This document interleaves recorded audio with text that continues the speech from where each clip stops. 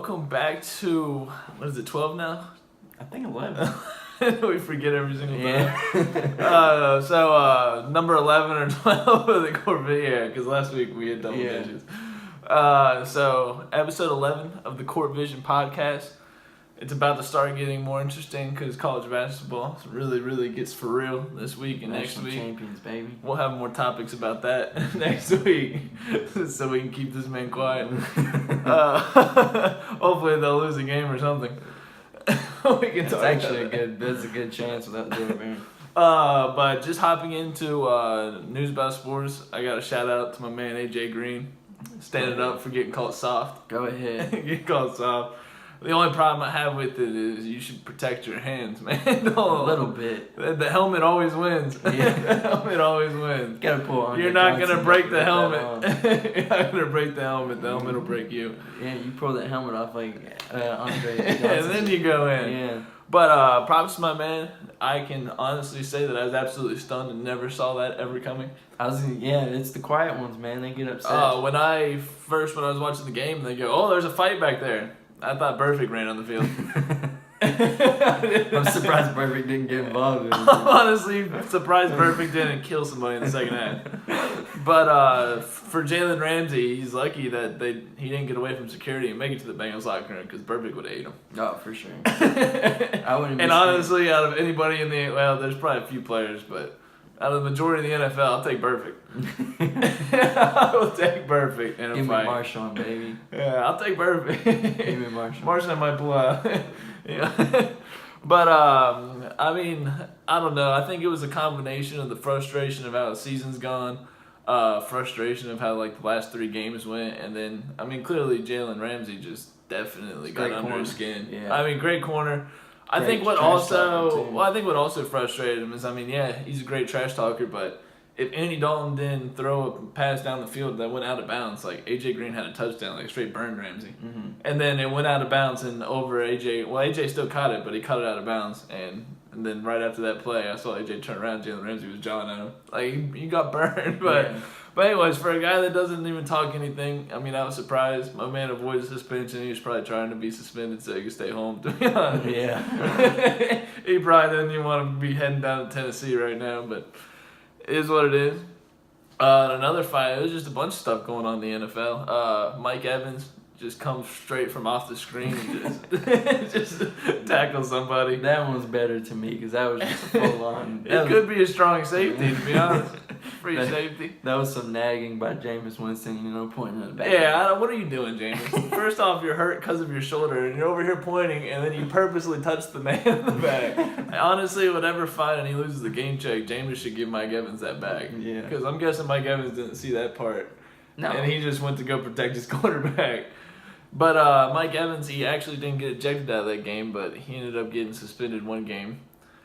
But, I mean, I don't know. For Mike Evans, I mean, he's just going to protect his quarterback, so I don't really have much I don't have a problem with either. I wish people would fight more. Of course, there's more brawls. I mean, and honestly, it looked like AJ Green had watched GSP the night before. Yeah, he did. He tried to put him out. He tried to get that neck.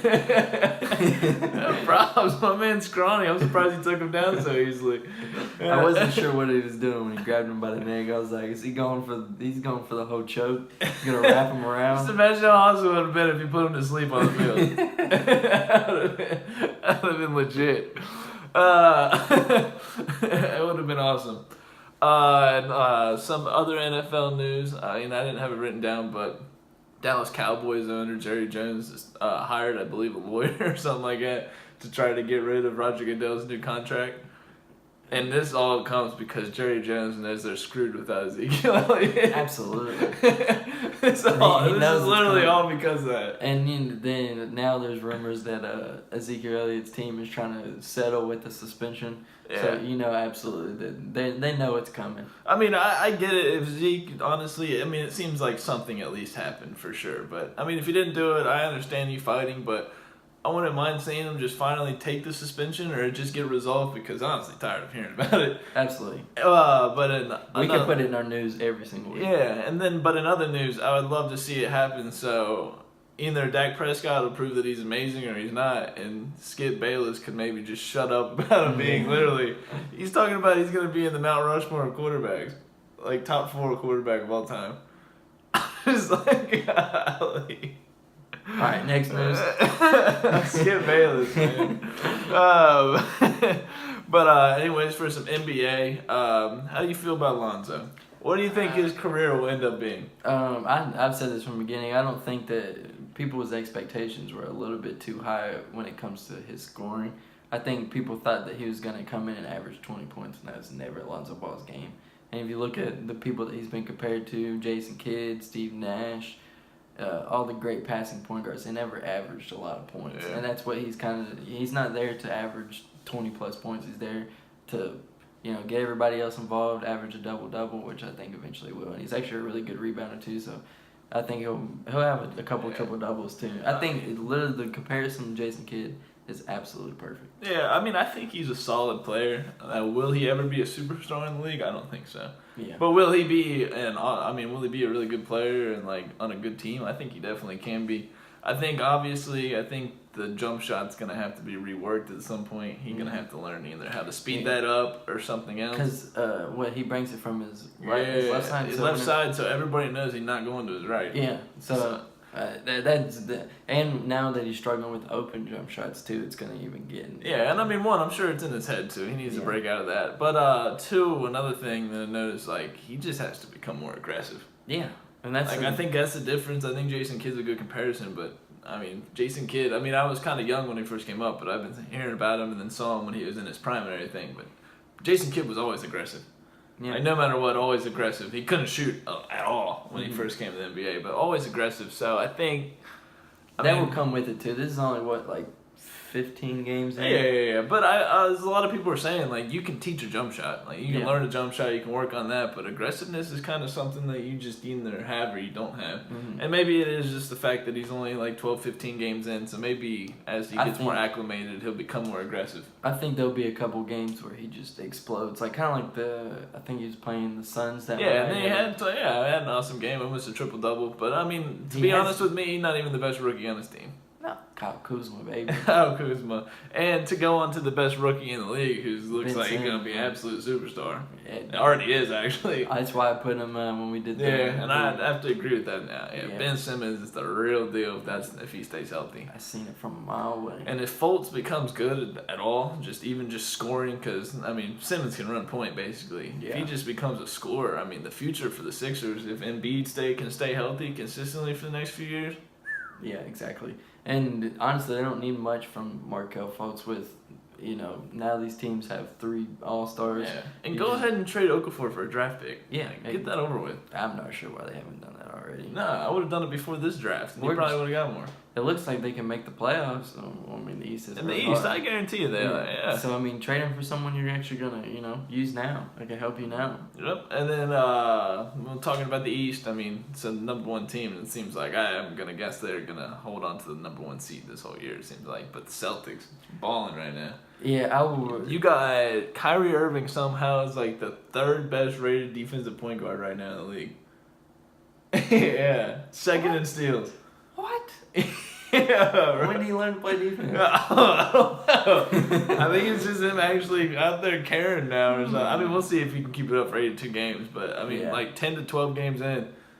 I mean, I believe they're the best defensive team in the league as well, which is not surprising. Yeah, that doesn't surprise me. And, I mean, Jaylen Brown, Marcus Smart, I mean, them people are going to D up. Yeah, exactly. And Horford's never been bad at defense. Nah. But, I mean, their team a lot. I mean, Kyrie, I was watching a game against OKC maybe a week ago, and he started 1 for 11 and then just took over. It's a pleasure being on his own team now, though. He gets to, whether he likes it some night or not, he's going to shoot about 30 times, which I think he likes it. Oh, yeah. And then, so this guy can gloat if you happen to watch. I mean, maybe 2 people watched it, but our UFC prediction video, my man went 5-0. Yeah, we should have put money on it. And sorry for me picking Johnny Hendricks. I didn't realize the guy he was facing was absolutely jacked and Brazilian. That dude looks like a monster. So this is the reason why whenever I see Johnny Hendricks fight, I completely pick the other guy. That dude is a monster, though. I watched him walk out. I was like, yeah, he's in trouble. But, I mean, I can't really brag too much though because a lot of those I was iffy on.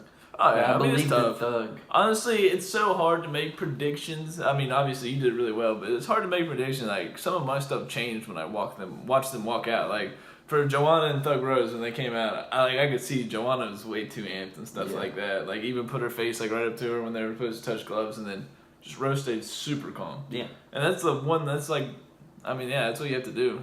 Not be scared at all. Be calm, and then, whoa. Joanna didn't prepare for that left.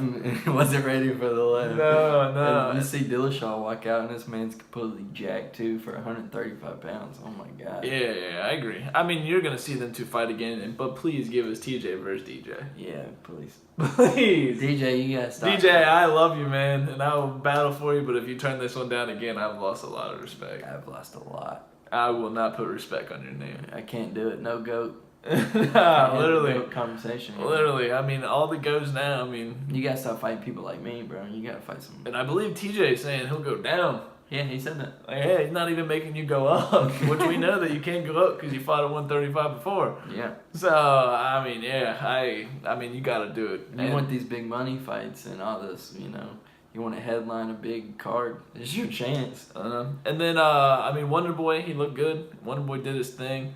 I still want to see Wonder Boy do something real exciting, and that's what he's gonna have to do to get another shot as long as Woodley has the belt. Yeah. But I mean, I want to see TJ versus DJ. I don't know if you can give that Joanna an immediate rematch or not. I think you do. I think you should because she's been the champion for so long. I think she deserves it. But also, I mean, it wasn't even much of a fight. I mean, Rose just came in there and did work. If Rose beats her again, man, what happens? Yeah. Rose is only 25 years old. Oh, I know. Yeah, she could keep it for a while. I mean, yeah. I try to tell you about my girl Thug. It's interesting to see, but I think Joanna would obviously change some things too, because I don't think she expected the power at all. No, and watching the fight, I was like, man, this doesn't look like it's gonna end on the feet. If it does, it's gonna be Joanna. Did not expect it from Rose. Nah, and then I mean, Joanna usually is the one that gets real going towards the third round too, and then just accumulates over those rounds. But another one that I didn't see power coming from, Mr. GSP, and he's lucky he knocked him down because I could tell GSP getting tired. Oh, he's getting There's no way my man was going 5. Gassed by the end of the second round. There's no way he's going 5. I don't know. I mean, that was a good win. I mean, yeah, he's solidified himself as definitely one of the greatest of all time, if not the greatest of all time. But I mean, I'm curious to how he can do against some of the younger fighters. I mean, if he wants to keep that belt, then Robert Whittaker's up next. And I know if he drops back down to 170, it had to be Woodley, right?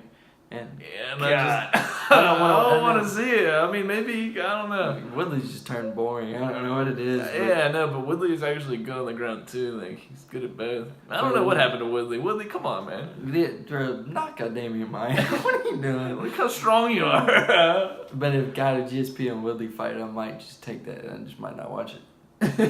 I would just be a snooze fest. I might just go ahead and put myself. It would. I mean, I'm curious. I don't know. GSP got beat up. He didn't go to the hospital after that fight. So. Yeah, he marks up really easy. He does. So does Bisping. Yeah. I mean, but it was an awesome fight and overall an awesome card. It was just the really UFC needed that, to be honest. It was really exciting to see him. And see him win. I was gonna be kind of heated at Bisping on again. Nothing against Bisping, good fighter, but man, he dodged every top person in the weight class while you had the belt. And I really didn't want to hear I'd be the 2 greatest of all time, but 47 years old. I know, and I mean, just one more thing, too. He talks about beating them in their prime. Like, my man, if you faced Anderson Silva in his prime, you would have been eaten alive. Eaten alive. Just got beat by GSP 4 years off of eaten alive. Like, some people that get in the UFC now, like, you might not realize, like, Silva, and you might look at his record and stuff, but if Anderson had just stopped when he should have stopped, it's G. I mean, as I gave GSP the GOAT, I mean, it could be Anderson. You gotta put John Jones if he's not on crack. I feel it. If only. I mean, I have no doubt in my mind that this stuff not having John Jones, he'd been the greatest of all time. Same. With the steroid stuff, I mean, I can deal with the crack, but you're on roids, I can't give it to you. Nah, no respect, man. I feel sorry for DC.